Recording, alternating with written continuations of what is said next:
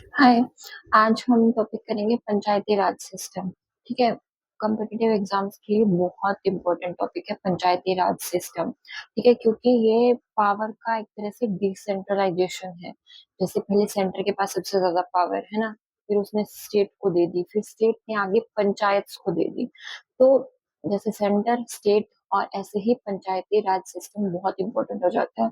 और इसके लिए अमेंडमेंट हुआ है कॉन्स्टिट्यूशन में। ठीक है। एक तो यही इम्पोर्टेंट क्वेश्चन है कि कौन से नंबर का कॉन्स्टिट्यूशनल अमेंडमेंट हुआ है जो पंचायती राज सिस्टम लेके आया था। तो 73rd कॉन्स्टिट्यूशनल अमेंडमेंट एक्ट 1992। ठीक है। जो कि इंडिया में पंचायती जो सिस्टम है ना, आज के टाइम पे देखते हैं कि गांव में पंचायत बनी है, सरपंच बना है, ठीक है, उसके मेंबर्स हैं। तो वो पहले ओरिजिनल कॉन्स्टिट्यूशन में उसका कॉन्सेप्ट नहीं था।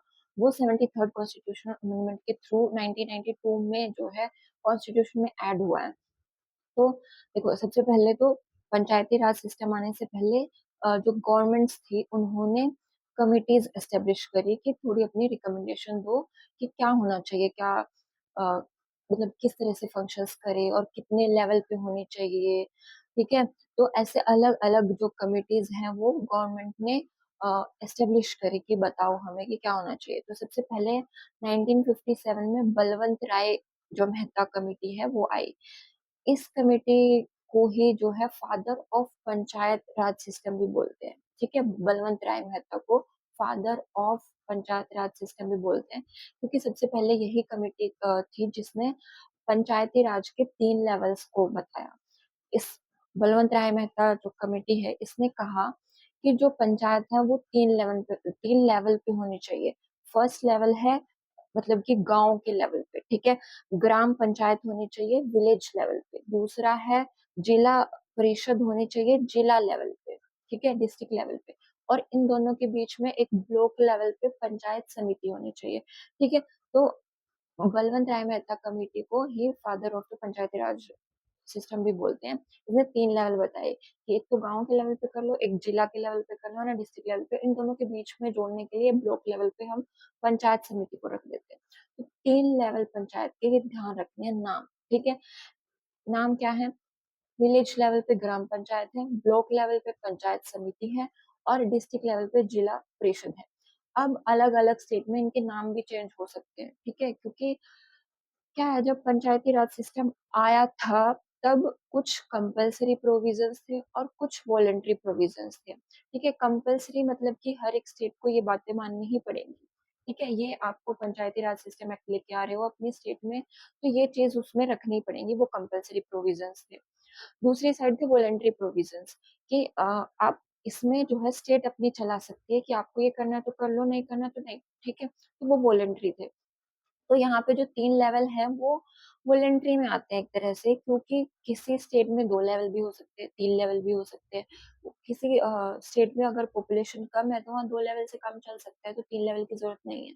ठीक है। तो ये वॉलेंट्री में, और उनके नाम भी अलग अलग हो सकते हैं। जैसे कि बलवंत राय मेहता कमेटी ने तो बताया कि जो विलेज लेवल है वहां पे तो ग्राम पंचायत होनी चाहिए, ब्लॉक लेवल पे पंचायत समिति होनी चाहिए और डिस्ट्रिक्ट लेवल पे जिला परिषद होनी चाहिए। लेकिन ये नाम स्टेट में अलग भी हो सकते हैं। ठीक है। ये थी बलवंत राय मेहता कमेटी। ठीक है, 1957 में सबसे फर्स्ट कमेटी जो पंचायत राज सिस्टम की बात की जिसने। ठीक है। फिर इसके बाद 1959 में राजस्थान में सबसे पहले जो राज सिस्टम है वो इम्प्लीमेंट हुआ। ठीक है। सबसे पहले इम्प्लीमेंट कहाँ पे हुआ? राजस्थान के नागौर डिस्ट्रिक्ट में 1959 में। तो एक क्वेश्चन ये बन जाता है ना, कि राजस्थान कहाँ सबसे पहले जो पंचायती राज सिस्टम है वो आया? तो वो राजस्थान के नागौर डिस्ट्रिक्ट में। कौन सा अमेंडमेंट है? 73rd constitutional amendment Panchayati Raj का। First question, father of the Panchayati Raj Balwant Rai Mehta committee. ठीक है। फिर उससे नेक्स्ट ये सबसे पहले कहाँ पे आया? राजस्थान के नागौर डिस्ट्रिक्ट में। ठीक है। फिर उसके बाद क्या है, इसने बलवंत राय मेहता कमेटी ने अपनी रिकमेंडेशंस दे दी। ठीक है। उसके बाद फिर नेक्स्ट कमेटी जो एस्टेब्लिश हुई वो थी अशोक मेहता कमेटी। ठीक है। अशोक मेहता कमेटी 1977 में जो है वो लाई गई थी। इसने, जैसे बलवंत राय मेहता कमेटी ने 3 टायर सिस्टम बताया कि 3 लेवल पे होना चाहिए, लेकिन अशोक मेहता कमेटी ने सिर्फ 2 लेवल पे ही बोला कि एक तो जिला परिषद कर लो, ठीक है, डिस्ट्रिक्ट लेवल पे। उससे नीचे एक ग्रुप ऑफ विलेजेस, ठीक है? उसको हम मंडल पंचायत में रख देते हैं। तो अशोक मेहता कमेटी ने 2 ही लेवल रखने को कहा कि 3 लेवल नहीं रखते हैं, 2 लेवल रखते हैं अशोक मेहता कमेटी में। बलवंत राय मेहता कमेटी 3 लेवल की बात कर रहा है, अशोक मेहता कमेटी 2 लेवल की बात कर रहा है। ठीक है? तो ये थोड़ा डिफरेंस, ये क्वेश्चन इतने इम्पोर्टेंट कमिटी से रिलेटेड नहीं है, पर पता होना चाहिए, ठीक है? आ जा आ जाए तो। बलवंत राय मेहता कमेटी 3 लेवल की बात करती है, अशोक मेहता कमेटी 2 लेवल की बात करती है, ठीक है? ये लेवल आ जाते हैं कि किस कमेटी ने कितने टायर जो पंचायती राज सिस्टम है उसकी बात की थी, ठीक है? तो अशोक जो मेहता कमेटी है उसने 2 ही, जिला परिषद होगी डिस्ट्रिक्ट लेवल पे, उससे नीचे ग्रुप ऑफ विलेजेस का जो है वो मंडल पंचायत होगी। फिर उसके बाद जीवीके राव कमेटी आती है, ये आती है 1985 में, ठीक है? 1985 में जो राजीव गांधी की गवर्नमेंट थी, है ना? तो उस टाइम पे जीवीके राव कमेटी आती है। इसने जो है, जो बलवंत राय मेहता कमेटी ने बोला था कि 3 टायर सिस्टम ही होना चाहिए, उसको एक्सेप्ट कर लिया जीवीके राव ने। ठीक है? आगे जो भी कमेटी आएँगी ना, वो 3 टायर ही लेके चलेंगी। ये अशोक मेहता कमेटी थी जो 2 टायर मान रही थी। ठीक है? तो आगे जो भी कमेटी आएगी, जैसे एलएम सिंघवी कमेटी आएगी, है ना? वो जैसे जीवीके राव हो गई, ये 3 लेवल को ही एक्सेप्ट करेंगे कि जो बलवंत राय मेहता ने बोला था हम उसको मान रहे हैं, ठीक है? लेकिन आगे ये थोड़ी और रिकमेंडेशंस देती हैं, जैसे कि हम ये बोलते हैं कि जीवीके राव कमेटी कि हम जिला परिषद को ज़्यादा इम्पोर्टेंस देंगे, है ना? जो डिस्ट्रिक्ट लेवल पे जिला परिषद है उसको ज़्यादा इम्पोर्टेंस देंगे, मेन काम उसी का रखेंगे, ठीक है? और जो इससे नीचे के जो लेवल है उनको थोड़ा बहुत चलो प्लानिंग का, इम्प्लीमेंटेशन का काम दे देंगे, ये जीवीके राव कमेटी बोल रही है, ठीक है? इसने एक अलग बात ये की जीवीके राव कमेटी ने, इसने डिस्ट्रिक्ट डेवलपमेंट कमिश्नर की बात की, ठीक है? डीडीसी, डिस्ट्रिक्ट डेवलपमेंट कमिश्नर की बात कौन-सी कमेटी ने की? जीवीके राव कमेटी ने। इसने बोला कि एक पोस्ट क्रिएट करते हैं जो कि पूरे जो डिस्ट्रिक्ट में जो भी डेवलपमेंट हो रही है, उसको देखे। डेवलपमेंट को देखिए पूरे डिस्ट्रिक्ट में, उसके लिए डिस्ट्रिक्ट डेवलपमेंट कमिश्नर की बात की इस कमेटी ने, ठीक है? तो 3 कमेटी, बलवंत राय मेहता कमेटी ने 3 टायर सिस्टम की बात की है और अशोक मेहता कमेटी ने 2 टायर की बात की है और जीवीके राव ने एक्सेप्ट किया है जो बलवंत राय मेहता ने बोला था 3 टायर और साथ में डिस्ट्रिक्ट डेवलपमेंट कमिश्नर की बात भी की है, ठीक है? नेक्स्ट आती है LM Singhvi committee. LM Singhvi committee ने बोला कि जो पंचायती राज सिस्टम है, एक तो उसको कॉन्स्टिट्यूशनल स्टेटस दे दो, ठीक है? कॉन्स्टिट्यूशन के बिना कौन मानेगा? ये तो वॉलंटरी ही हो गया ना, कोई स्टेट लेके आ रही है। उस टाइम क्या था, ये कॉन्स्टिट्यूशनल अमेंडमेंट आने से पहले कोई स्टेट लेके आ रही है, कोई स्टेट पंचायती राज सिस्टम को नहीं लेके आ रही है, ठीक है? तो वो स्टेट की अपनी जो भी है कि ठीक लग रहा है तो चलो पंचायती राज ले आते हैं, नहीं तो नहीं। तो इसमें यूनिफॉर्मिटी लाने के लिए एलन सिंघवी कमेटी ने बोला कि इसको कॉन्स्टिट्यूशनल स्टेटस दे देते हैं, ठीक है? और इसने 3 टायर सिस्टम को ही जो है, जो बलवंत राय मेहता ने बोला था, जो जीवीके राव कमेटी ने भी एक्सेप्ट किया, एलन सिंघवी ने भी एक्सेप्ट कर लिया कि 3 टायर सिस्टम ही रखते हैं और इसने ग्राम सभा पे जोर दिया, ठीक है? एलन सिंघवी कमेटी ने कॉन्स्टिट्यूशनल स्टेटस देने की बात की, ग्राम सभा पे जोर दिया और 3 टायर सिस्टम को ही अपनाने को कहा, ठीक है? ग्राम सभा एक बहुत इम्पोर्टेंट कॉन्सेप्ट है पंचायती राज सिस्टम में। ग्राम सभा है उन लोगों की सभा जो कि विलेज के अंदर रजिस्टर्ड हैं, जो वोटर आईडी लिस्ट है ना, वोटर लिस्ट, जिनके पास वोटर आईडी है, जो वोट कर सकते हैं पंचायत में, ठीक है? वो सारे जो रजिस्टर्ड वोटर्स हैं, वो ग्राम सभा के मेंबर्स होते हैं। उनसे मिलके ही ग्राम सभा बनती है, ठीक है? तो ये हो गया एलएम सिंघवी कमेटी, इसने भी 3 टायर सिस्टम को अपनाया। नेक्स्ट गडगिल कमेटी, ठीक है? जो पंचायती राज सिस्टम में हम प्रोविजंस पढ़ेंगे, वो सारे गडगिल कमेटी ने रिकमेंड किए थे। जैसे कि 3 टायर सिस्टम होना चाहिए, ये बलवंत राय मेहता कमेटी ने भी बोला, ठीक है? इसने 3 टायर सिस्टम को मान लिया गडगिल कमेटी ने भी। फिर इसने बोला कि इसको हम कॉन्स्टिट्यूशनल स्टेटस दे देंगे, वो तो एलएम सिंघवी ने भी बोला था ना। तो पहले वाली कमिटीज़ के ही आगे इन्होंने मान लिया और फिर अपनी उसमें ऐड करते गए। तो गडगिल कमेटी ने 3 टायर सिस्टम को मान लिया, पंचायती राज सिस्टम को कॉन्स्टिट्यूशनल स्टेटस तो वो भी बोल दिया, ठीक है? और इसने क्या बोला कि जो पंचायत का टर्म है वो 5 साल होगा, ठीक है? अभी हम पढ़ते हैं कॉन्स्टिट्यूशनल अमेंडमेंट एक्ट पढ़ेंगे, उसमें भी जो टेन्योर होगा पंचायत का वो 5 साल होगा, ठीक है? गडगिल कमेटी ने बोला कि जो टेन्योर है पंचायत का वो 5 साल होना चाहिए और इसने बोला कि एससी, एसटी और वुमेन के लिए, इन तीनों के लिए हम रिजर्वेशन करेंगे। जैसे लोकसभा में रिजर्व्ड है सीट्स, ऐसे ही जो पंचायत है वहाँ भी रिजर्व होगी। लेकिन यहाँ पे एक बात ध्यान रखनी है कि जब हम कॉन्स्टिट्यूशनल अमेंडमेंट एक्ट पढ़ेंगे, वहाँ पे जो बैकवर्ड क्लासेस है, अदर बैकवर्ड क्लासेस ओबीसी हो गए, उनके लिए रिजर्वेशन की बात नहीं है पंचायत में। पंचायत में रिजर्वेशन सिर्फ एससी, एसटी और वुमेन को मिला है, अदर बैकवर्ड क्लासेस को नहीं। ठीक है, अदर बैकवर्ड क्लासेस को अगर रिजर्वेशन देना है तो वो स्टेट की अपनी मर्जी है।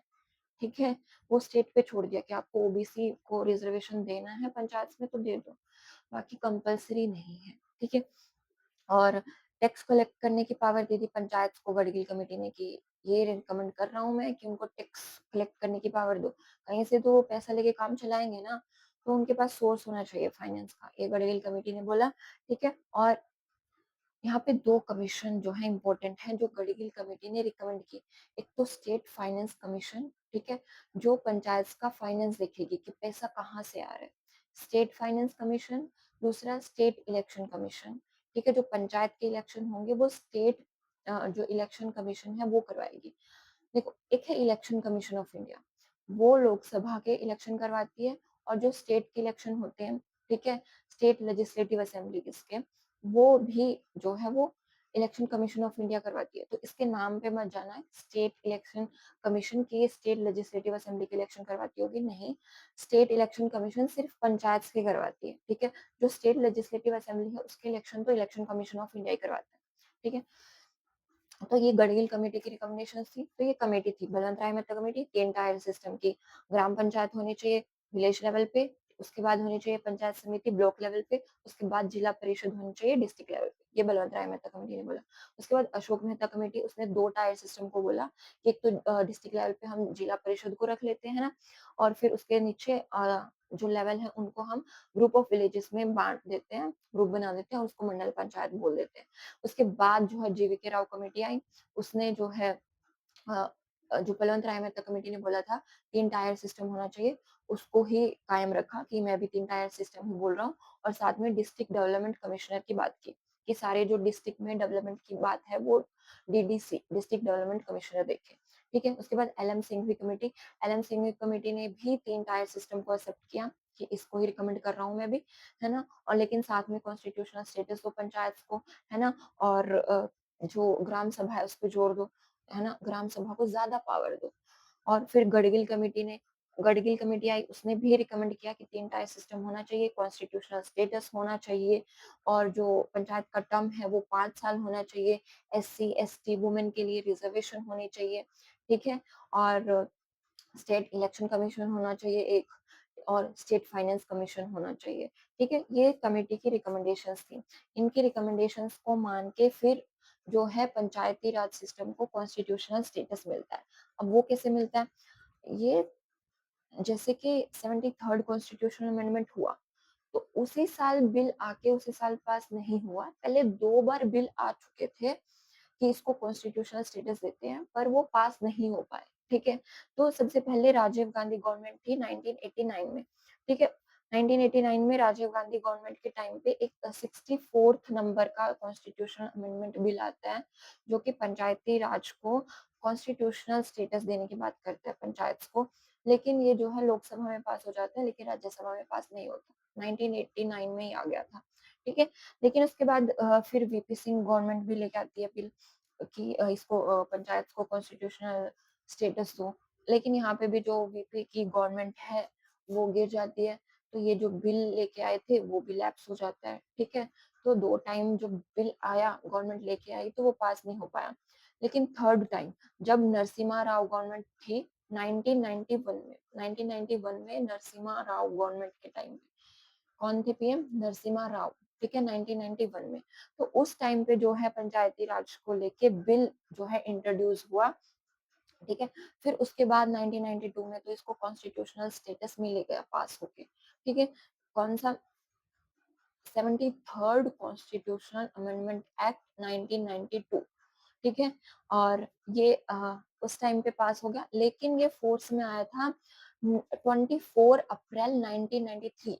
1992 में पास हुआ था, अगले साल 1993 में 24 अप्रैल को ये फोर्स में आया और 24 अप्रैल को ही हम जो है नेशनल पंचायती राज डे सेलिब्रेट करते हैं। क्यों? क्योंकि उस दिन ये फोर्स में आया था। कौन सा? 24 अप्रैल, नेशनल पंचायती राज डे। ठीक है। अब देखो ये आ गया, कमेटी ने रिकमेंड कर दिया, फिर 1992 में नरसिम्हा राव के टाइम पे ये पास हो गया।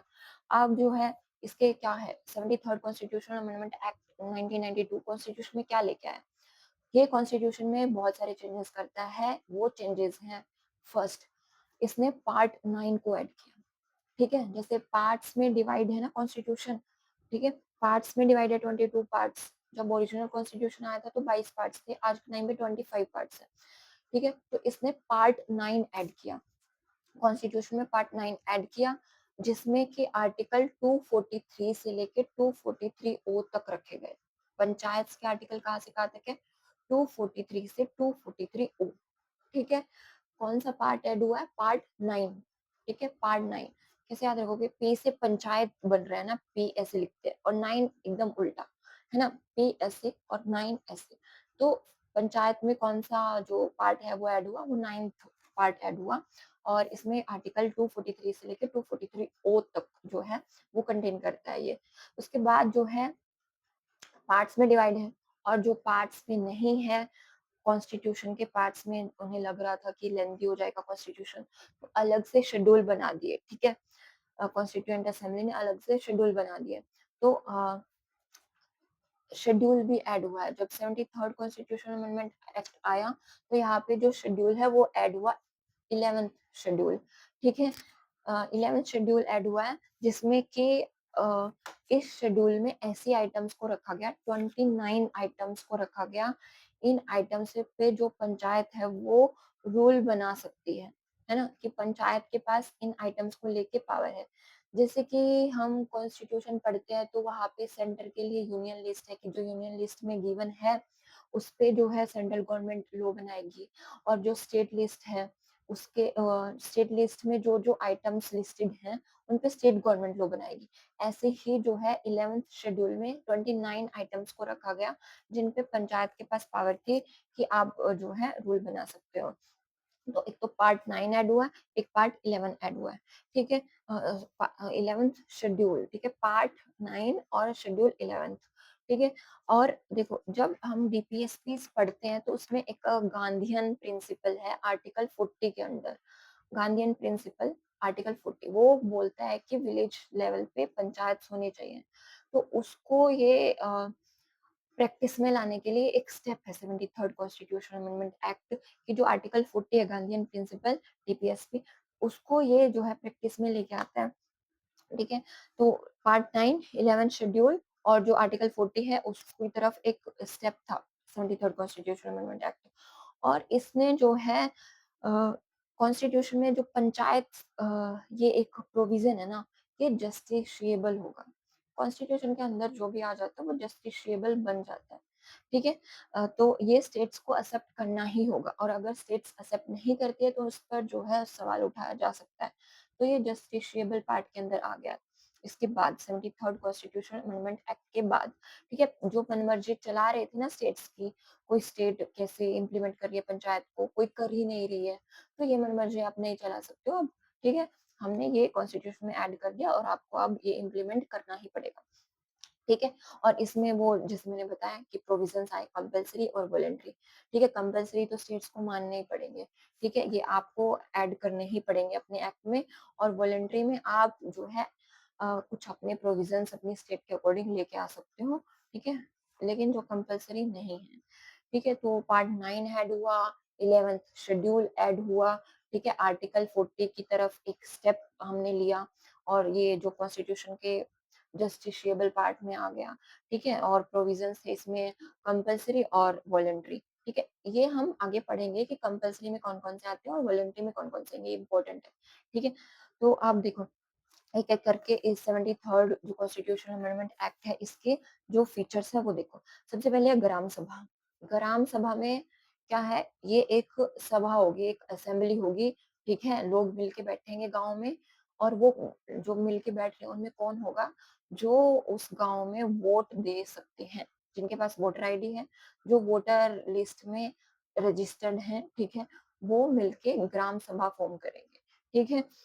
और इसके पास पावर होगी जैसे कि अ, बजट को पास करना है, ठीक है? और जैसे कोई स्कीम आई है गवर्नमेंट की तरफ से, तो उस स्कीम के अंदर कौन-कौन बेनिफिशियरी होगा, ये कौन आइडेंटिफाई करेगा? ये ग्राम सभा आइडेंटिफाई करेगी। तो फर्स्ट फीचर पंचायत की है ग्राम सभा। ग्राम सभा में कौन लोग हैं, जिनके पास वोट देने का राइट है, मतलब कि 18 अबव ही होंगे ना, ठीक है? तो 18 से जो बिलो हैं वो ग्राम सभा का पार्ट नहीं होंगे। 18 अबव जिनके पास वोटर जो लिस्ट है उसमें रजिस्टर्ड है वो ग्राम सभा फॉर्म करेंगे और उनके पास बजट पास करने का, ठीक है? और जो भी गाँव में वेलफेयर प्रोग्राम्स हैं उनको मॉनिटर करेंगे ग्राम सभा, ठीक है? और जो गवर्नमेंट स्कीम्स हैं, सब्सिडीज़ हैं, उनके जो बेनिफिशियरीज़ होंगे उनको आइडेंटिफाई करेगी ग्राम सभा। तो फर्स्ट प्रोविज़न जो है 73rd कॉन्स्टिट्यूशनल अमेंडमेंट एक्ट का वो है ग्राम सभा, ठीक है? एक नई बॉडी बनी है ग्राम सभा, जिसके पास पावर्स होंगी, ठीक है? दूसरा है 3 टायर सिस्टम होगा। स्टेट्स जो है उसको पंचायत संघ की जो है 3 जो लेवल है वो लाने होंगे, ठीक है? विलेज लेवल पे ग्राम पंचायत होगी, ब्लॉक लेवल पे पंचायत समिति होगी और डिस्ट्रिक्ट लेवल पे जिला परिषद होगी, ठीक है? लेकिन अगर कोई स्टेट में 20 लाख से कम की पॉपुलेशन है किसी स्टेट में, तो वो जो बीच का इंटरमीडिएट लेवल है पंचायत समिति वाला, वो स्किप कर सकते हैं, ठीक है? जहाँ तो यहाँ पे ये स्टेटमेंट गलत हो जाएगी कि स्टेट्स को 3 टायर सिस्टम रखना ही होगा। जहाँ पे 20 लाख से कम है, वहाँ पे 2 टायर भी रख सकती है स्टेट, ठीक है? ग्राम सभा हो गए और 3 टायर हो गए। एक्सेप्शन है कि 20 लाख से कम अगर पॉपुलेशन है स्टेट में, तो वो बीच का जो लेवल है, पंचायत समिति वाला वो स्किप कर सकती है, ठीक है? नेक्स्ट आता है इलेक्शंस। देखो, वैसे तो आर्टिकल याद नहीं होते हैं, लेकिन कुछ एक आर्टिकल इम्पोर्टेंट हैं जो कि याद करने ज़रूरी हैं। जैसे कि स्टेट इलेक्शन कमीशन, है ना? तो इलेक्शन के लिए इस अमेंडमेंट में बात आई कि इलेक्शन कैसे होंगे, कौन करवाएगा, है ना? तो इसके लिए स्टेट इलेक्शन कमीशन जो है वो एस्टेब्लिश की गई। इसके लिए आर्टिकल है 243 के, ठीक है? 243 के स्टेट जो इलेक्शन कमीशन है उसकी बात करता है, ठीक है? इसको कैसे याद रखोगे? इलेक्शन कमीशन ऐसे बनता है ना, 3 ऐसे राइट साइड में लाइन्स जाती हैं ये, ठीक है? और अब बीच वाली जो लाइन है एक ही वो हटा दो और जो ऊपर और नीचे वाली लाइन है उसको ऐसे टेढ़ा कर दो, है ना? तो 243 के में स्टेट इलेक्शन कमीशन, ठीक है? 243 के इतना तो पता ही है कि पंचायत के आर्टिकल कहाँ से कहाँ तक है? 243 से 243 ओ तक। तो अब स्टेट इलेक्शन कमीशन का आर्टिकल कौन सा है? 243 के, ठीक है? जो ए का बीच वाली लाइन थी उसको हटा के हमने साइड में रख दिया और जो ऊपर नीचे वाली लाइन है उसको टेढ़ा कर दिया, है ना? तो 243 के ठीक है? इसमें क्या स्टेट इलेक्शन कमीशन में पंचायत के इलेक्शन की बात की गई।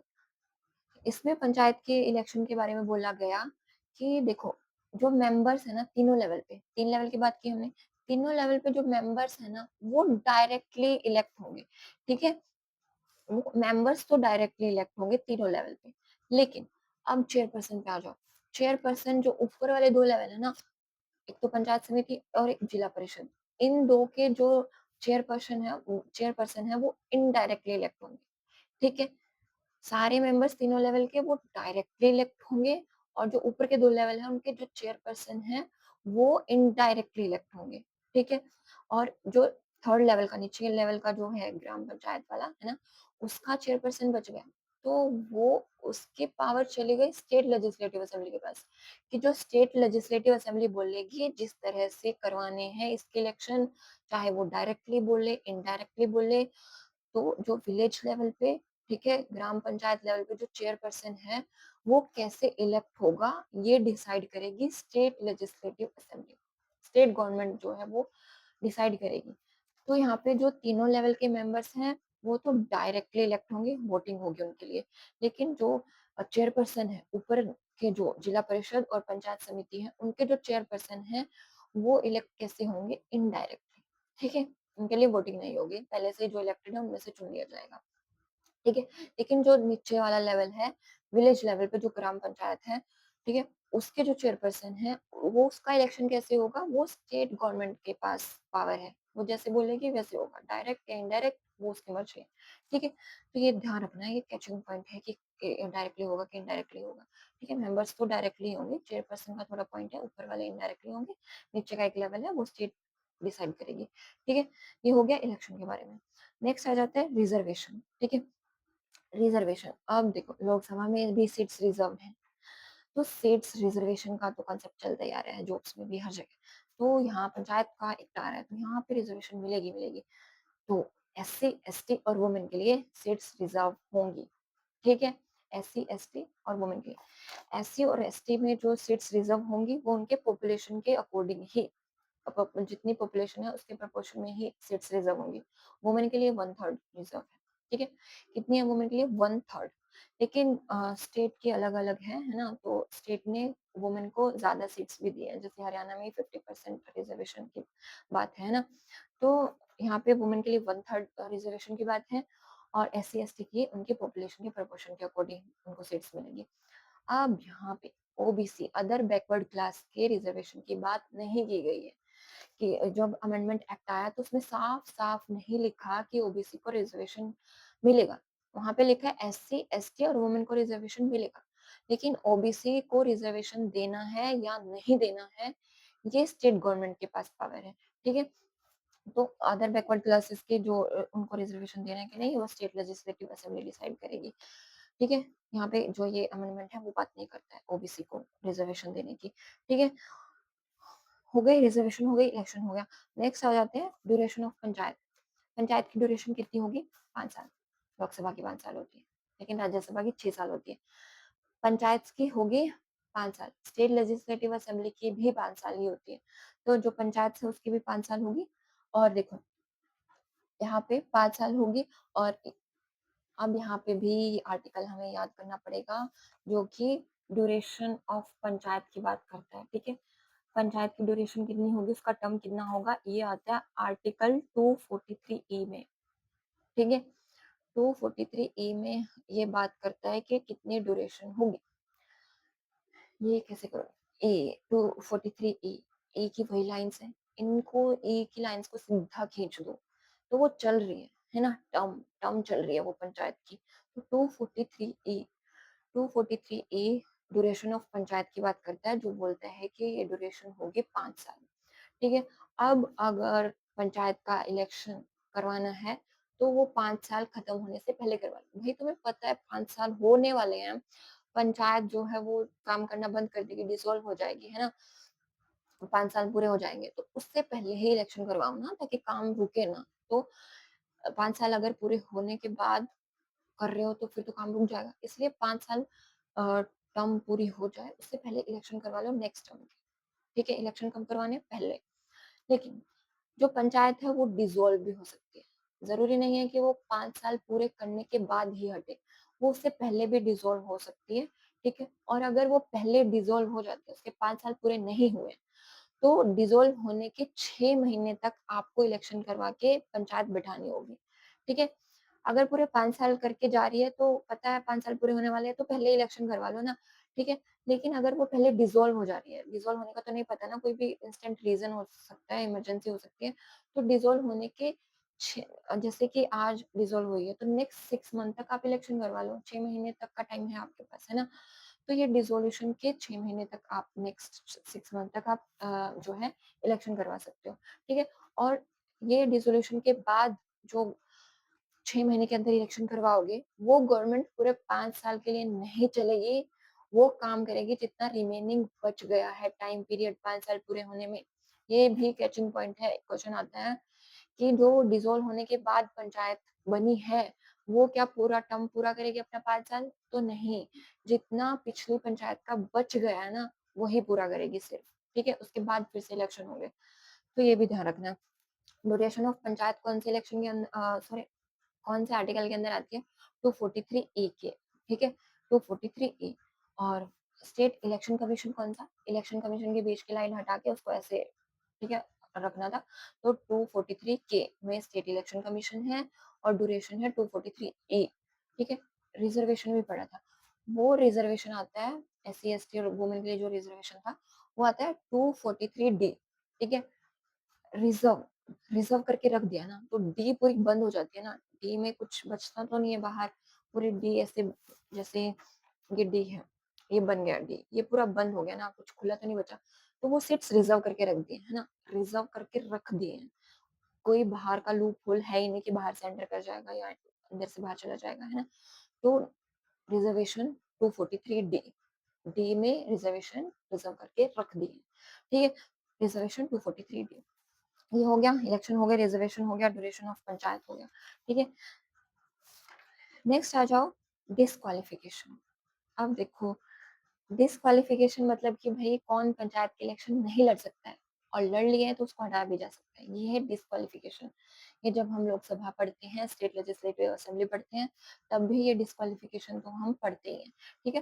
तो पंचायत की भी जो है डिस्क्वालिफिकेशन है कि भाई ये आप जैसे जेल में जाने का काम करके आए हो, 21 से नीचे के हो, है ना? पंचायत की इलेक्शन लड़ने के लिए आपकी एज 21 होनी चाहिए। कितनी होनी चाहिए? 21 होनी चाहिए।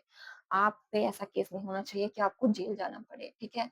ऑफिस ऑफ प्रॉफिट नहीं होना चाहिए कि आपके पास कोई गवर्नमेंट ऑफिस नहीं होना चाहिए कि आपकी परमानेंट सैलरी आ रही है ना? ये तो हर आपको प्रेसिडेंट बनना है, पीएम बनना है, लोकसभा मतलब एमपी बनना है, एमएलए बनना है, तो आपके पास ऑफिस ऑफ प्रॉफिट तो होना ही नहीं चाहिए, ठीक है?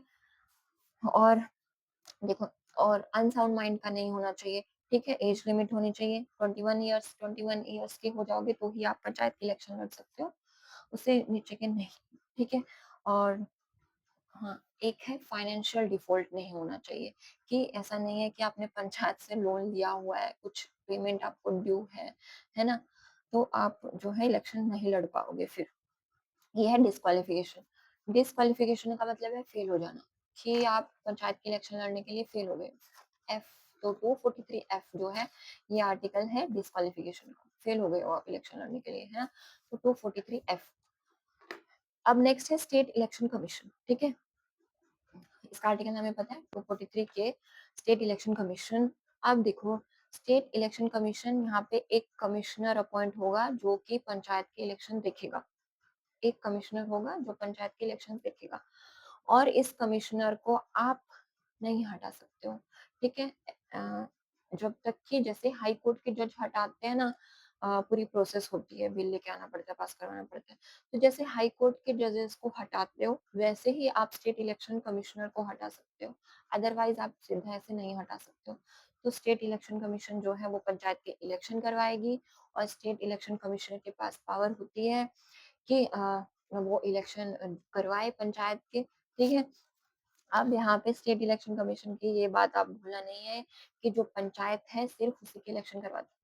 स्टेट लेजिस्लेटिव असेंबली के जो इलेक्शन होते हैं वो इलेक्शन कमीशन ऑफ इंडिया करवाते हैं। तो नाम में नहीं उलझना है, state election commission of India वो सिर्फ पंचायत के लिए बनाया है, ठीक है? 73rd कॉन्स्टिट्यूशनल अमेंडमेंट एक्ट के दौरान आया था। तो ऐसे ध्यान रखो, स्टेट इलेक्शन कमीशन जो है वो था ही नहीं ओरिजिनल कॉन्स्टिट्यूशन में। इलेक्शन तो पहले भी होते आए ना स्टेट लेजिस्लेटिव के, लोकसभा के, तो उस टाइम स्टेट इलेक्शन कमीशन तो था ही नहीं, तो वो कैसे करवा सकता है स्टेट लेजिस्लेटिव असेंबली के इलेक्शन? वो तो बाद में 73rd अमेंडमेंट आई है तब ऐड हुआ है, तो मतलब ये सिर्फ पंचायत के ही करवाते हैं, ठीक है? Next, power and functions. जो पंचायत है उसको जो पावर्स एंड फंक्शंस मिलेंगी वो स्टेट लेजिस्लेटिव असेंबली देगी, ठीक है? भाई ये स्टेट के पास ही छोड़ दिया, स्टेट गवर्नमेंट के पास, कि आपको पंचायत को पावर देनी है, दो आप, ठीक है? नेक्स्ट है फाइनेंस। हाँ, फाइनेंस कहाँ से आएगा पंचायत के पास? इसके हैं 3-4 तरीके फाइनेंस आने के। एक तो जो पंचायत है वो ही टैक्स लगा दे, फाइन लगा दे, वो खुद ही अपना काम चला रही है ना? थोड़ा बहुत तो होता है ना, जैसे कि पढ़ने वाले बच्चे भी होते हैं, तो थोड़ा बहुत इधर-उधर ट्यूशन्स पढ़ा के अपना काम खुद चला लेते हैं। तो पंचायत भी टैक्स फाइन्स लगा के खुद अपना थोड़ा बहुत पैसा जमा कर लेती है। फिर ठीक है, जैसे स्टूडेंट्स हैं वो अपने माँ-बाप से माँगते हैं, तो ऐसे ही जो पंचायत है उसको स्टेट से मिलेगा, ठीक है? ग्रांट्स मिलेगी स्टेट से। एक तो ग्रांट्स मिलेंगी कि भाई उसके नीचे भी काम करने वाली है पंचायत, तो थोड़ा पैसा जितना स्टेट के पास है वो देगी ना ग्रांट पंचायत को कि भाई आपको भी काम करना है, तो स्टेट से ग्रांट मिलेगी। दूसरा, जो स्कीम्स हैं उनके लिए अलग से पैसा एलोकेट होता है कि ये स्कीम आपको इम्प्लीमेंट करनी है तो इसके लिए इतना पैसा एलोकेट होता है, ठीक है? वो वहाँ से पैसा आएगा, ठीक है? फिर सेंट्रल जो गवर्नमेंट है वो जो है वो डिवोल्यूशन करती है मनी का, कि ये स्टेट को दे दो, फिर ठीक है, स्टेट के बाद पंचायत को दे दो इतना। तो कहाँ से? कंसोलिडेशन फंड ऑफ इंडिया से भी आता है, ठीक है? पंचायत के पास कंसोलिडेशन फंड ऑफ इंडिया से भी आता है, ठीक है? जो सेंट्रली स्पॉन्सर्ड स्कीम्स हैं, वहाँ उसके लिए भी जो है पैसा आएगा, ठीक है? और जो स्टेट है वो ग्रांट देगी और जो टैक्स है, फाइन्स हैं, वहाँ से पैसा आएगा, ठीक है? ये फाइनेंस मतलब कि पैसा कहाँ से आ रहा है, कहाँ से मैनेज करेगी जो पंचायत है उसका खर्चा हो रहा है जो, ठीक है? ये फाइनेंस की बात है, ठीक है? नेक्स्ट आ जाती है स्टेट फाइनेंस कमीशन, जैसे कि सेंटर में काम करने के लिए फाइनेंस कमीशन है आर्टिकल 280। फाइनेंस कमीशन का क्या काम है कि जो सेंटर के पास रिवेन्यू हो रही है उसमें से कितना स्टेट के पास जाए, ये हर 5 साल में जो है प्रेसिडेंट मैं इसकी बात नहीं कर रही हूँ स्टेट फाइनेंस कमीशन की, अभी मैं फाइनेंस कमीशन जो नेशनल लेवल पे फाइनेंस कमीशन है उसकी बात कर रही हूँ, ठीक है? उसको प्रेसिडेंट हर 5 साल में जो है वो अपॉइंट करता है, फाइनेंस कमीशन हर 5 साल में। इस फाइनेंस कमीशन का काम है कि सेंटर के पास जितना पैसा है उसमें से कितना स्टेट के पास जाएगा।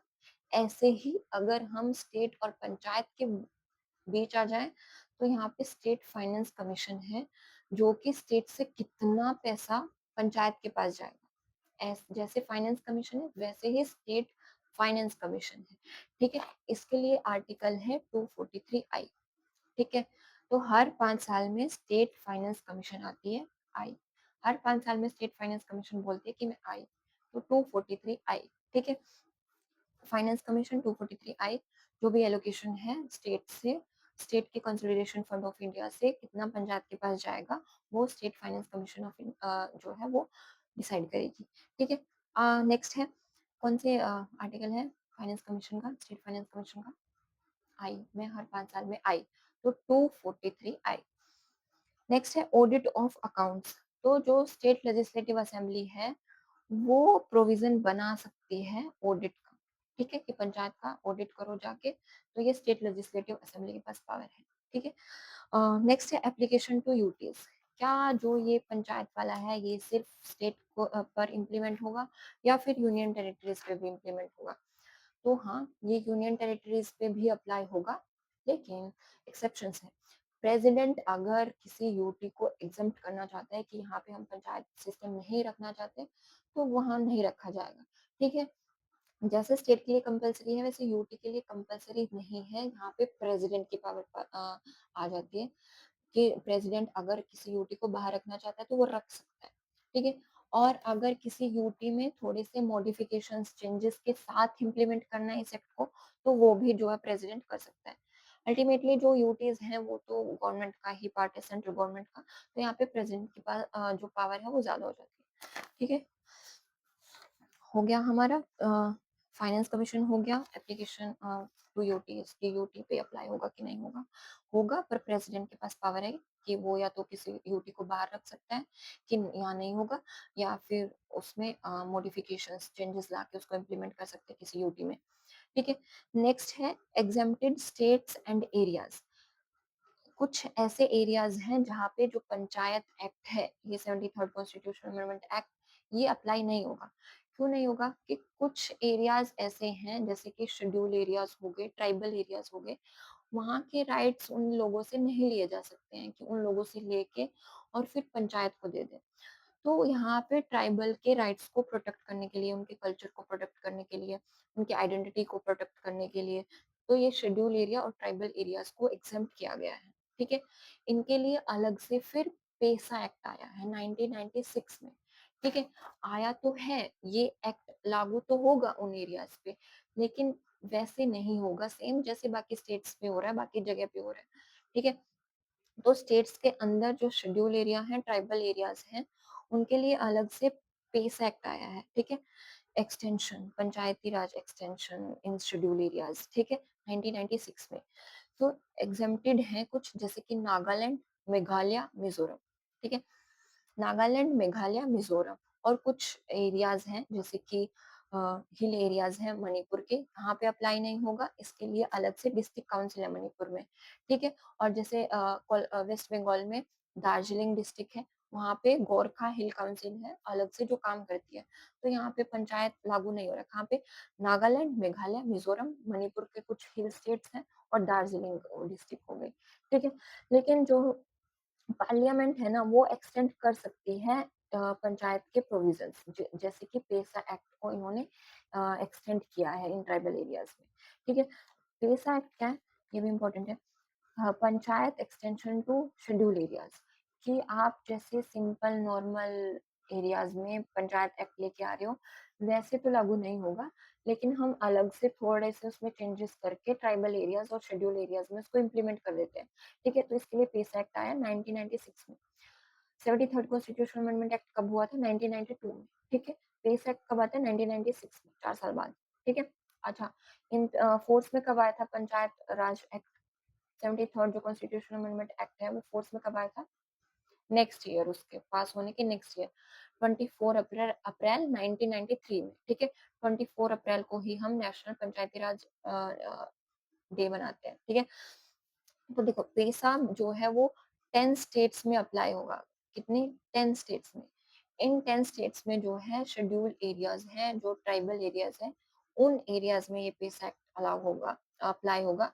ये 10 स्टेट्स कौन कौन सी हैं? आंध्र प्रदेश हो गया, आंध्र प्रदेश से अलग होकर कौन सी स्टेट बनी है? तेलंगाना, वो हो गया आंध्र प्रदेश, तेलंगाना। एक नॉर्थ में हिमाचल प्रदेश है वो, ठीक है, और बीच का जो छोटा नागपुर वाला रीजन है, छत्तीसगढ़ हो गया, झारखंड हो गया, ओडिशा हो गया, यहाँ पे अप्लाई होगा। ठीक है, और बीच वाला जो बड़ी बड़ी स्टेट्स हैं, एम से स्टार्ट होने वाली, एमपी और महाराष्ट्र यहाँ पे। ठीक है, और एक यहाँ पे जो वेस्ट में है, दो, गुजरात और राजस्थान। ठीक है, कौन कौन सी? नॉर्थ में तो हिमाचल है, फिर छोटा नागपुर वाले झारखंड हो गया, छत्तीसगढ़ हो गया, ओडिशा हो गया। ठीक है, वो फिर नीचे आंध्र प्रदेश, उससे अलग होके बना है तेलंगाना, यहाँ पे अप्लाई होगा। फिर वेस्ट में दो स्टेट्स कौन सी हैं? राजस्थान और गुजरात। ठीक है, यहाँ पे ट्राइबल एरियाज और शेड्यूल एरियाज। बाकी जो स्टेट्स हैं वहाँ पे ट्राइबल्स नहीं है, तो वहाँ पे पेसा एक्ट अप्लाई नहीं होगा। ठीक है, और जो यहाँ पे पेसा एक्ट में क्या क्या थोड़े चेंजेस हैं, ट्राइबल एरियाज के राइट्स को प्रोटेक्ट करने के लिए पंचायत एक्ट में थोड़े चेंजेस किए हैं। वो चेंजेस क्या हैं जो पेसा एक्ट में है? वो है कि जो ग्राम सभा है, जितनी पावर नॉर्मल होती है ना, उससे थोड़ी ज्यादा पावर मिलेगी इन एरियाज में ग्राम सभा को। ठीक है, तो एब्सोल्यूट पावर होगी ग्राम सभा के पास। ठीक है, और जो ये ग्राम सभा की पावर है, इसको जो स्टेट लेजिस्लेटिव असेंबली है वो डिक्रीज नहीं कर सकती। पेसा एक्ट ने बोल दिया कि ग्राम सभा की ये पावर है, तो वो रहेंगे ही। स्टेट लेजिस्लेटिव असेंबली ग्राम सभा की पावर को डिक्रीज नहीं कर सकती है। ठीक है, कहाँ की बात हो रही है? पेसा। पेसा इन 10 स्टेट्स में जो ट्राइबल एरियाज हैं, वहां पे जो पंचायती राज काम करता है ना, वहां की बात हो रही है। ठीक है, जैसे कि गवर्नमेंट है, उसको किसी प्रोजेक्ट के लिए लैंड एक्वायर करनी है, तो वो ग्राम सभा के बिना परमिशन के नहीं होगा। कहाँ पे? पेसा एक्ट के अंदर जो जो एरिया आते हैं उनमें। ठीक है, आपको अगर गवर्नमेंट को अगर कोई लैंड एक्वायर करनी है, वहां पे प्रोजेक्ट लगाने के लिए, रोड बनाने के लिए, माइनिंग के लिए भी, ठीक है, तो उसके लिए आपको ग्राम सभा से परमिशन लेनी पड़ेगी। ठीक है, ये देखो, ये ट्राइबल्स को पावर दे रहे हैं ना, ताकि उनके जो राइट्स हैं वो एक्सप्लॉइट ना हो। ठीक है, तो ये थोड़ा सा कॉमन सेंस भी यहाँ पे लगाना पड़ेगा। और जो माइनर फॉरेस्ट हैं, जैसे कि ट्राइबल एरियाज तो फॉरेस्ट पे डिपेंड करते हैं ना, इतना डेवलप्ड एग्रीकल्चर तो वो नहीं करते हैं। ठीक है, तो जो फॉरेस्ट हैं, जैसे माइनर फॉरेस्ट हो गए हैं, जैसे कि हनी हो गया है, ठीक है, वो यूज करते हैं, लीव्स हो गई हैं, ठीक है, और नट्स हो गए, तो ये सब जो माइनर चीजें हैं फॉरेस्ट की, उन पर जो है उन लोगों का ही अधिकार होगा, गवर्नमेंट का नहीं। ठीक है, और जैसे कि लोकल वीकली मार्केट लगती है उन एरियाज में, तो उसको भी ग्राम सभा ही मैनेज करेगी, ये ग्राम सभा की पावर्स है। ठीक है, और जैसे एक गांधीयन प्रिंसिपल था ना कि इंटॉक्सिकेटिंग ड्रिंक्स, लिकर वगैरह को बंद कर देना चाहिए, नहीं करनी चाहिए ये, तो ऐसे ही जो ग्राम सभा है इन एरियाज में, उसके पास पावर है कि जो ये इंटॉक्सिकेंट ड्रिंक्स है, इन पर बैन लगा सकती है। ठीक है, वैसे तो स्टेट के पास पावर होती है नॉर्मल एरियाज में, है ना, इन शराब वगैरह को लेके, लेकिन जो पेसा एक्ट जहाँ पे अप्लाई हो रहा है, वहां पे ग्राम सभा के पास पावर है। तो ग्राम सभा के पास एब्सोल्यूट पावर है। गवर्नमेंट को अगर कोई लैंड एक्वायर करनी है, माइनिंग करनी है, और जो माइनर फॉरेस्ट है, उन सब की पावर किसके पास है? ग्राम सभा के पास। ठीक है, तो ये था पेसा एक्ट। ठीक है, ये इम्पोर्टेंट है, ये थे हमारे प्रोविजंस, ठीक है। नेक्स्ट है, हमने पढ़ा था कि एक तो 9th पार्ट ऐड हुआ है, एक 11th शेड्यूल ऐड हुआ है। 11th शेड्यूल में हमने 29 आइटम्स की बात करी थी जिन पर जो पंचायत है वो लॉ बना सकती है, ठीक है, मॉनिटर कर सकती है पंचायत। तो 11th शेड्यूल में कौन-कौन सी ऐसी आइटम्स हैं, 29 तो यहाँ पे नहीं बोलेंगे, मेन जो इम्पोर्टेंट है वो हम यहाँ पे देख लेते हैं एक बार, ठीक है।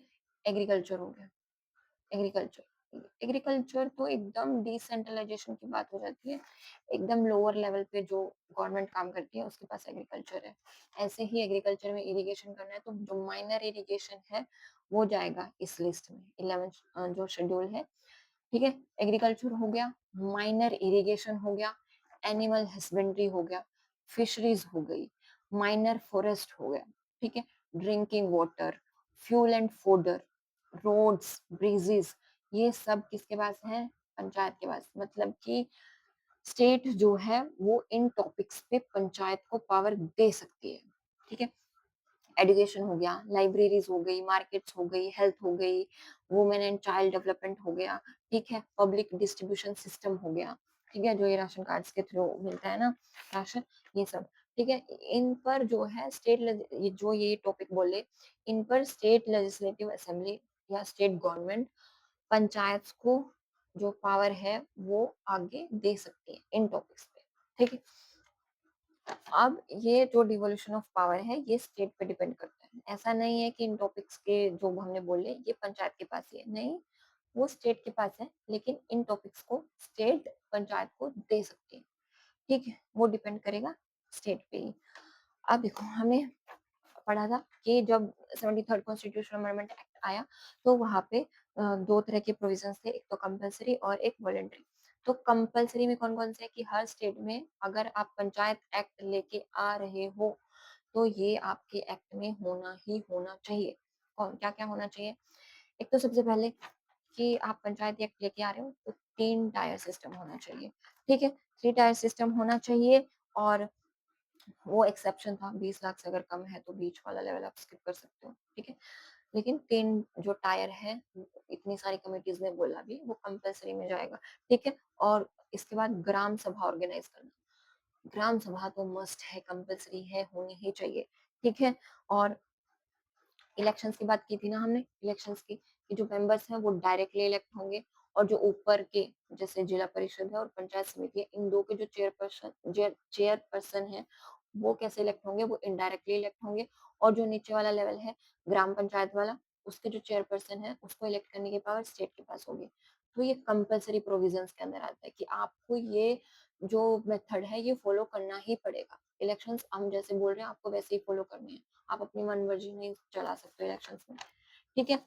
और दो जो हमने कमीशन पढ़ी, state finance commission, state election commission, ठीक है, ये आपको एस्टेब्लिश करनी ही करनी पड़ेंगी, ये कंपलसरी में है। मैं वो बोल रही हूँ जो कंपलसरी में है अभी, ठीक है। जैसे आपको 3 टायर सिस्टम लेके आना है, ग्राम सभा एस्टेब्लिश करनी है, इलेक्शंस कैसे होंगे, ठीक है, वो बता दिया, वो कंपलसरी में है। स्टेट इलेक्शन कमीशन हो गया, स्टेट फाइनेंस कमीशन हो गया, ये सब कंपलसरी में है। 5 साल का टर्म होगा और 21 से अभाव के ही जो है इलेक्शन लड़ सकते हैं, ये सब कंपलसरी में है, ठीक है। वोटिंग राइट्स जो 28 के ऊपर है वो ही इलेक्शन लड़ सकते हैं, ठीक है। 5 ईयर का टेन्योर होगा, और जो रिजर्वेशन है SC ST वुमेन के लिए वो भी कंपलसरी में है। जो मेन मेन प्रोविजंस है ना वो कंपलसरी में है, ठीक है। रिजर्वेशन हो गया, 2 कमीशन हो गई, इलेक्शन कैसे करवाने हैं वो हो गया, ठीक है, ग्राम सभा हो गई, ये सब कंपलसरी में है। अब वॉलेंट्री में जो बच गया वो वॉलेंट्री में चला जाएगा, ठीक है, वॉलेंट्री में चला जाएगा। जैसे ग्राम सभा को एस्टेब्लिश करना कंपलसरी था, लेकिन ग्राम सभा को पावर कितनी देनी है वो वॉलेंट्री है, वो स्टेट पे डिपेंड करेगा, ठीक है। ग्राम सभा को पावर देनी कितनी है वो वॉलेंट्री में, ठीक है। विलेज पंचायत के जो चेयरपर्सन का इलेक्शन है ना, जो नीचे वाला इलेक्शन है वो स्टेट के पास है, तो वो वॉलेंट्री है। कोई स्टेट कैसे डायरेक्टली भी बोल सकते हैं उसके इलेक्शन को, कोई इनडायरेक्टली भी बोल सकते हैं, तो स्टेट के पास है, वॉलेंट्री है, ठीक है। और जो अदर बैकवर्ड क्लासेस हैं, ओबीसी के लिए तो बात की नहीं, वो भी स्टेट के पास है ना, जो पावर स्टेट के पास चली गई, पंचायत को मिली नहीं है कि थप्पा लगा के बोल दिया कि यही करना है, तो वो कंपल्सरी में चला जाएगा जिसको थप्पा लगा के इसे ने बोल दिया। लेकिन जिसको स्टेट के पास छोड़ दिया वो सारी वॉलंटरी में चली जाएगी, ठीक है? जैसे कि 11th शेड्यूल में जो-जो हमने टॉपिक्स पढ़े, एग्रीकल्चर हो गया, एजुकेशन हो गया, लाइब्रेरीज़ हो गई, उन पर अगर पावर देनी है पंचायत को तो वो वॉलंटरी में जाएगा, क्योंकि वो पंचायत को मिली नहीं है एक्ट के अंदर। उसमें एक्ट में बोला गया है कि इन टॉपिक्स पे जो स्टेट है, वो पंचायत को पावर दे सकती है, ठीक है? और जैसे कि फाइनेंस है, ग्रांट जो मिल रही है स्टेट से, वो स्टेट पे डिपेंड करेगी ना, वॉलंटरी है, ठीक है? और रिजर्वेशन हो गया, सॉरी, रिप्रेजेंटेशन, रिजर्वेशन तो कंपल्सरी में चला जाएगा। रिप्रेजेंटेशन हो गया कि जो विलेज लेवल के लोग हैं, वो अगर जिला लेवल पे रिप्रेजेंट करना चाहते हैं, तो उनको रिप्रेजेंटेशन की पावर मिलेगी कि नहीं मिलेगी, वो स्टेट के पास है। ठीक है? तो कंपल्सरी में इम्पोर्टेंट मेन से ध्यान रख लेना कि रिजर्वेशन हो गया, ग्राम सभा एस्टेब्लिशमेंट हो गया, 3 टायर सिस्टम हो गया, 21 एज हो गई, 5 ईयर का टेन्योर हो गया, इलेक्शन हो गए, स्टेट फाइनेंस कमीशन हो गई, स्टेट इलेक्शन कमीशन हो गई, ये सारे कंपल्सरी में। अब जो बच गए वो वॉलंटरी में है। ठीक है? 2 चीज़ों का अगर कंपैरिज़न कर रहे हैं ना, तो दोनों को याद करते हैं तो मुश्किल हो जाता है। एक याद कर लो, बाकी जो बच गया वो दूसरे में डाल दो, ठीक है? ये हो गया हमारा, ठीक है? नेक्स्ट है पंचायत का फाइनेंस भी हो गया। ये था भाई पंचायत, ठीक है? Panchayati raj system 73rd constitutional amendment act important है बहुत, ठीक है? और पता भी होना चाहिए। क्योंकि हम हमें सिर्फ जब गाँव में रहते हैं, शहर में रहते हैं, शहर वालों को म्युनिसिपैलिटीज़ का ज़्यादा पता होता है, गाँव वालों को विलेज लेवल का, सरपंच वगैरह का, है ना? लेकिन जब बच्चे होते थे तो पता नहीं, बस ये मान लिया कि सरपंच होता है, ये सब इतना प्रोसीजर नहीं पता था, है ना? तो पता होना चाहिए। तो आप अगर कोई एग्ज़ाम दे रहे हो तो भी देख लो, नहीं दे रहे हो तो भी देख लो, ठीक है? नहीं माने तो मत देखो, ठीक है? माने तो देख लो। अब थोड़े क्वेश्चन कर लेते हैं, ठीक है? एमसीक्यूज़ थोड़े बहुत ऐसे ही फन में, ठीक है? कौन-सा कॉन्स्टिट्यूशनल अमेंडमेंट एक्ट है? 73rd कॉन्स्टिट्यूशनल अमेंडमेंट एक्ट, ठीक है? 73rd कॉन्स्टिट्यूशनल अमेंडमेंट एक्ट 1992 कब फोर्स में आया? 24 अप्रैल 1993 में। किस दिन हम मनाते हैं नेशनल पंचायती राज डे? 24 अप्रैल को, ठीक है? और फादर ऑफ पंचायती राज किसको बोलते हैं? जो सबसे पहले कमेटी आई थी, बलवंत राय मेहता कमेटी, उसको फादर बोलते हैं, ठीक है? और सबसे पहले कौन सी स्टेट ने इम्प्लीमेंट किया? कौन से स्टेट में इम्प्लीमेंट हुआ है? राजस्थान में, ठीक है? नागौर डिस्ट्रिक्ट राजस्थान में, ठीक है? और कितने लेवल की बात हुई है? 3 लेवल की। ग्राम पंचायत होगा विलेज लेवल पे, ठीक है? पंचायत समिति होगी ब्लॉक लेवल पे, जिला परिषद होगा डिस्ट्रिक्ट लेवल पे, ठीक है? और अ, अब थोड़े से आर्टिकल करो। स्टेट फाइनेंस कमीशन कौन से आर्टिकल में आता है? फाइनेंस कमीशन हर 5 साल में आती है। तो I 243 I state finance commission. State election commission, election हो रहे हैं, इलेक्शन ए, तो उससे हमने के बनाया था, तो 243 के में इलेक्शन कमीशन आ जाएगा, है ना? और रिजर्वेशन, रिजर्वेशन डी में जो सीट्स हैं वो रिजर्व करके रख दिए, डी में। डी पूरी तरह से बंद होता है, तो 243 डी में रिजर्वेशंस आ जाएंगे, ठीक है? एज कितनी होनी चाहिए? होनी चाहिए 21 इलेक्शन लड़ने के लिए, पंचायत का इलेक्शन लड़ने के लिए, ठीक है? और ट्राइबल एरियाज के लिए जो है अलग से पंचायत को एक्सटेंशन हुआ है, उसके लिए कौन सा एक्ट आया है? PESA, panchayat extension to schedule areas. कब आया पेसा? 1996 में। क्या इसमें थोड़ा अलग था? जो पंचायत वाला 73rd कॉन्स्टिट्यूशन अमेंडमेंट एक्ट आया था, उससे क्या अलग है पेसा में? इसमें अलग है ग्राम सभा की पावर। ग्राम सभा के पास एब्सोल्यूट पावर है पेसा के अंदर। उतनी पावर नॉर्मल वाले में नहीं है जितनी पेसा के पास है। ठीक है? क्यों? क्योंकि ट्राइबल्स के राइट्स को प्रोटेक्ट करने के लिए। हाँ, और सबसे इम्पोर्टेंट जहाँ जो कैचिंग पॉइंट है इसमें, वो है इलेक्शंस ऑफ पंचायत। ठीक है? जो मेंबर्स हैं तीनों लेवल पे, उनके जो इलेक्शन हैं वो होंगे डायरेक्टली। ठीक है? वोटिंग होगी उनके लिए। अब 3 लेवल पे बात हुई है, तीनों लेवल के जो मेंबर हैं वो तो डायरेक्टली इलेक्ट होंगे, लेकिन 3 लेवल में से जो ऊपर वाले 2 लेवल है, पंचायत समिति और जिला परिषद, ठीक है? सॉरी, जो ये देखो 3 लेवल है, इसमें से जो ऊपर वाले 2 लेवल हैं, ठीक है? ये जिला परिषद हो गई, ये पंचायत समिति हो गई। इन दोनों के जो चेयरपर्सन हैं, वो इनडायरेक्टली इलेक्ट होंगे, ठीक है? इनडायरेक्टली हो गए, इनडायरेक्टली, इनके लिए वोटिंग नहीं होगी। जो पहले से ही मेंबर्स हैं, उनमें से ही चुन के चेयरपर्सन बनेगा। अब जो थर्ड लेवल का ये जो है ग्राम पंचायत आ गया, है ना? विलेज लेवल पे। इसका जो चेयरपर्सन है, ये कौन डिसाइड करेगा कि इसका इलेक्शन कैसे होगा, डायरेक्टली होगा कि इनडायरेक्टली? ये डिसाइड करेगा स्टेट। तो ये वॉलंटरी में भी चला जाता है ना? मतलब वॉलंटरी नहीं, ये इलेक्शन का जो प्रोसीजर है कि कैसे होगा, इसे कैसे करना है, ये कंपल्सरी प्रोविज़न है ना? लेकिन इसको जो ग्राम पंचायत वाला चेयरपर्सन है, उसका इलेक्शन कैसे होगा, वो स्टेट के पास पावर है। वो डिसाइड करेगी कि डायरेक्ट होगा कि इनडायरेक्ट। ये कैचिंग पॉइंट है बस। ये तो पता है कि मेंबर्स जो हैं वो डायरेक्टली इलेक्ट होंगे, ऊपर वाले जो 2 चेयरपर्सन हैं वो इनडायरेक्टली इलेक्ट होंगे और ये कैसे इलेक्ट होगा, ये स्टेट डिसाइड करेगी। ठीक है? यही था। आई होप आपको समझ आया होगा। Thank you.